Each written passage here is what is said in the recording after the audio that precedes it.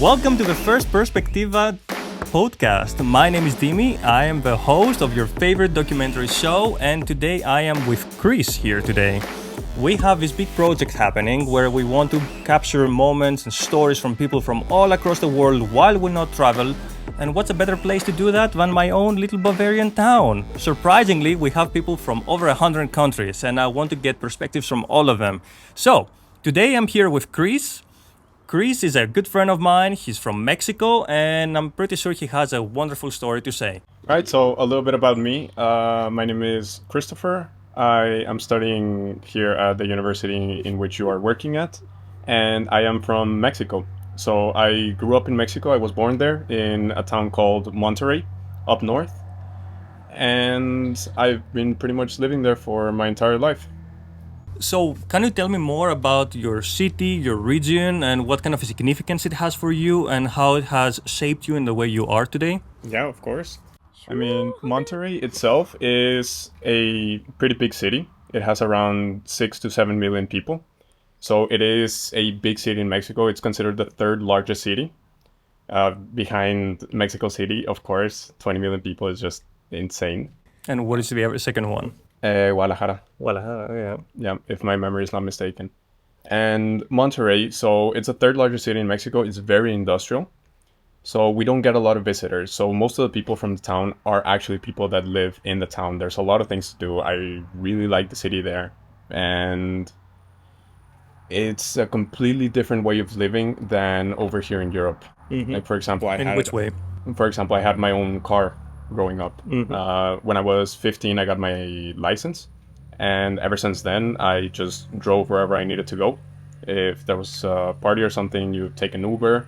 But our main mode of transport is by car, not by public transport. So is it common for someone who's 15 to have a car there? Not particularly, unless middle class and up, it is normal to have a car or at least share a car between family members. Mm-hmm. But it is the main mode of transport in Monterrey and most of Mexico, actually. That's something I didn't know. I didn't know that there's countries that you can drive under the age of 18 besides the US. I knew that, but so interesting. Yeah. So it's a city that is still not corrupted by tourism. It hasn't been so much affected by influence, let's say, by mass tourism. Mm-hmm. Is there a significant cultural aspects that you would say are very much unique to your region? Not necessarily to Monterrey, but maybe around the region. Well, the region specifically in where Monterrey is, it's very influenced by the US. So as you can kind of tell by my accent, I have an American accent. I grew up with American TV. I grew up with American holidays, with American politics also. Is it? Okay. Yeah, so there's a lot of influence from the US towards the northern side of Mexico, Mm-hmm. to the point where, like, this sounds kind of weird, but I'm a very bad Mexican. I don't know when Dia de los Muertos is. When the Day of the Dead is. Like, we, in my town at least, with my friends and I, we celebrated Halloween instead. Interesting. Yeah. Okay. Wow. So how's Halloween then in Mexico? Like in your area at least. How was it? In my area, when I was younger, my mom, for example, would take the car, the minivan, and she would... A soccer mom car. Yeah, a soccer mom car. Yeah, the one you just fit 15 kids in the back, and everything's a mess, and you don't care what happens to it. Yeah, Right. that one. Awesome. So she would take like 10 or 15 of us, go to a different part of the city. You already said something very unique about Mexican culture or maybe Middle Eastern. 15 kids in one car. Just shove them in there like a clown car. Yeah, I guess that's true. Yeah, you if you tell a German person you're gonna get more than 4 people in a car, they just say, no, that's not allowed. But the rules. But the rules. Awesome. So, but how is it like? Have you experienced Halloween in the US to see if there's anything different or particularly? I did experience Halloween in the US, but when I was a little bit older, when I was 17 and 18, when I was actually studying in the US. But Right. For Halloween specifically, my mom would put 10, 15 of us in the back. She would take us to another part of the city. She would drop us off. We would walk around the neighborhood for a little bit, ask for candy, take whatever we wanted, and then go back to the car, go to another neighborhood, and do it all over again. Amazing. Yeah.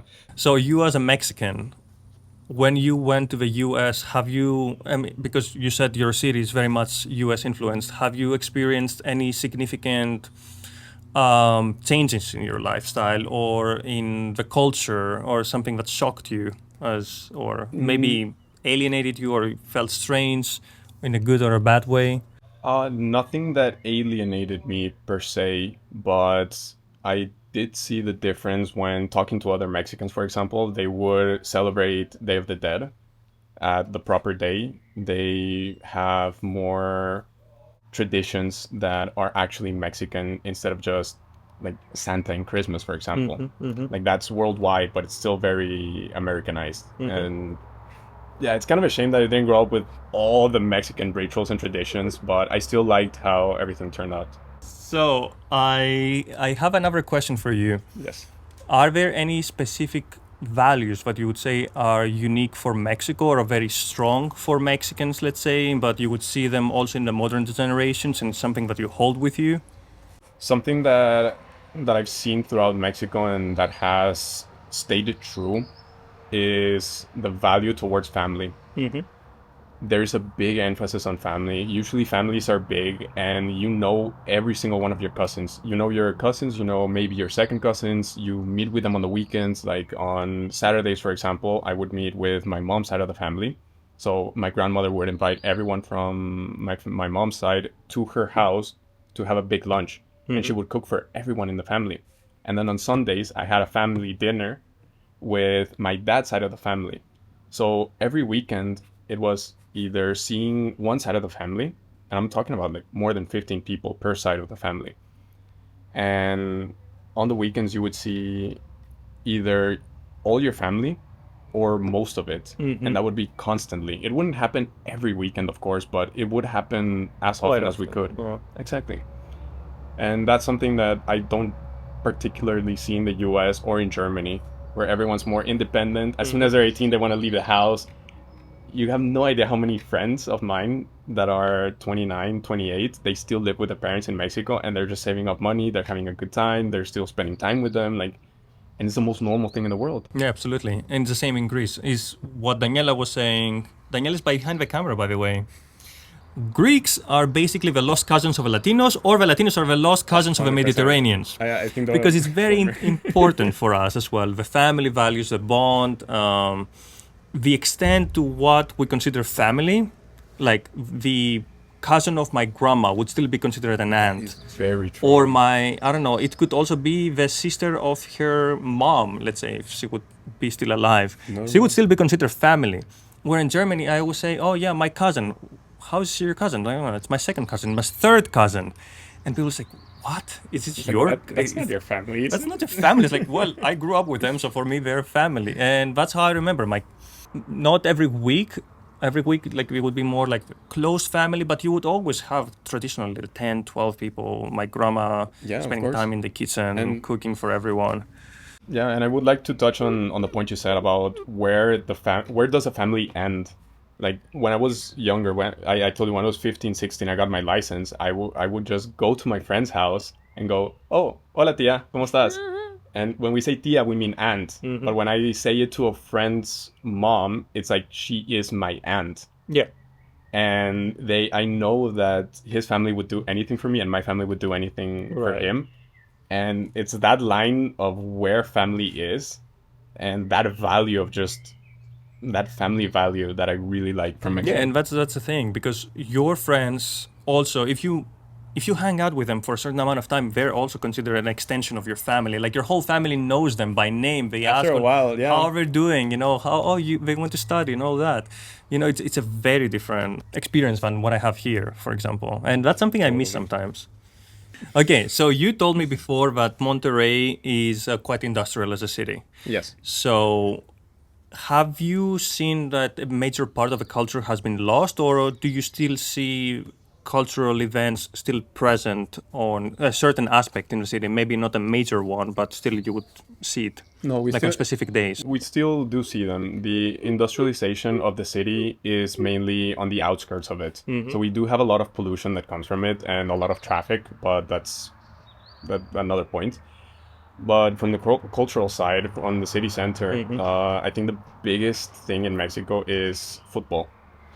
So the football teams go crazy. Do you have a football team? Do you watch football? I do have a football team, but I don't necessarily watch it. It's football is not really my sport to watch. Okay. I do like playing it though, but Okay. Let's talk about my favorite subject, because anywhere we go in the world, what do we look at? Food. And that's a major thing. And I know that Mexican food has been distorted throughout history and in the US and the American influence and all the restaurants here. Nothing like Mexico. And I experienced that firsthand, even though I went to a very touristic area. I went on the outskirts and I believe I tried something very authentic. What is your comfort food? What is it something that if you could go back to Mexico, you would can't wait to go and try it again? so it sounds very typical, but I'm guessing it's the same answer for a lot of Mexicans because they are just so good. Tacos. Okay, and what is your favorite? My personal favorite ones are ones called gringas, Okay. and specifically from a small taco place in my city that's open late at night.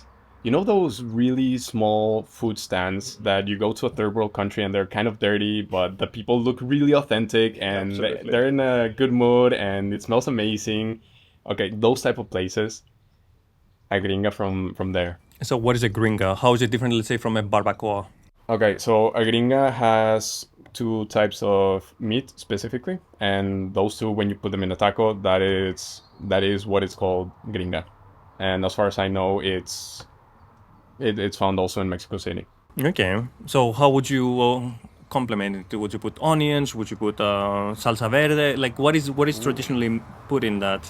So you can put pico de gallo, you can put salsa verde, and you can put salsa roja.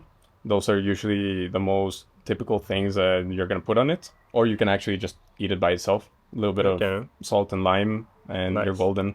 Yeah, I remember that because when I was in Playa del Carmen, it's extremely touristic. Not my type. Yeah. Not my type That's at a all. really good place. It's a beautiful spot, but I felt like it was overwhelmingly covered with tourists.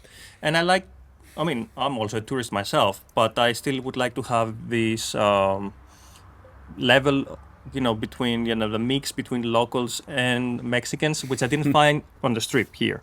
Yeah. But when I walked about 10 blocks from there, I said, you know what, I'm going to discover the city. People told me, there's nothing here, no need to go.